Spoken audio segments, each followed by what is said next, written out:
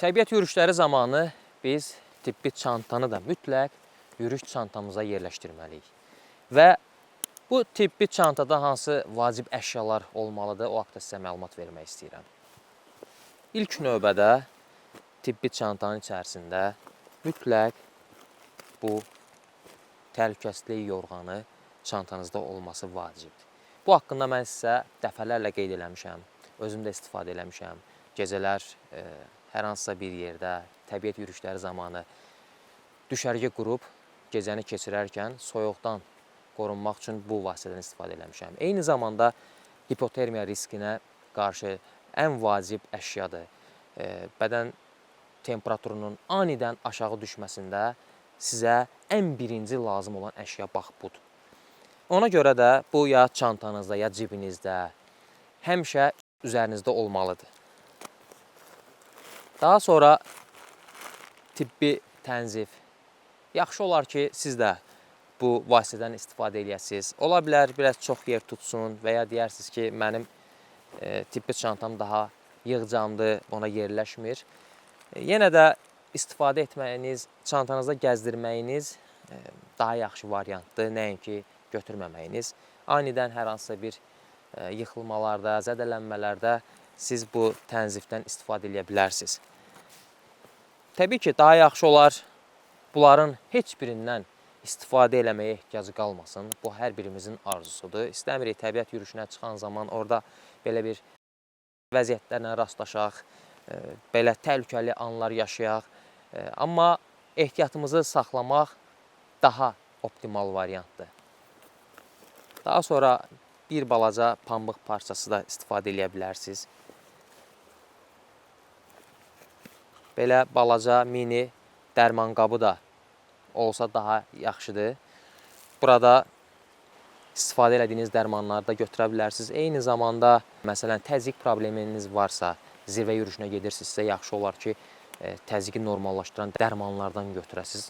Ona görə də onları bax belə günəş şüası keçirməz qablarda yerləşdirməyiniz vacibdir.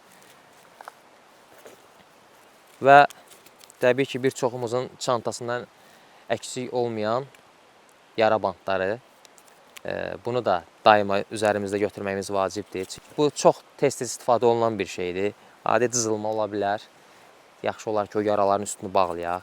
Belə yerdə açıq yarayla gəzmək də, adi bir xırda bir zədə olarsa və üzərimizdə heç bir əşya götürməmişiksə, bu xırda zədə böyük bir problemlərə gətirib çıxara bilər.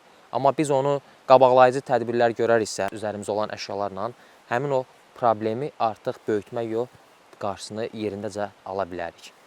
Və günəş kremi. Təbiət yürüşləri zamanı, dağ yürüşləri zamanı gün vurma halları çox olur. Dəri yanır, üz yanır və bu da müəyyən fəsadlara gətirib çıxarır. Ona görə də yaxşı olar ki, günəş kremi istifadə edin, götürün öz üzərinizdə. Və eyni zamanda müxtəlif növ yara bandlarından götürməyiniz yaxşı olar. Bu biraz daha böyük ölçüdədir. Standart ölçülərdən fərqlidir. Və bu daha fərqli formadadır.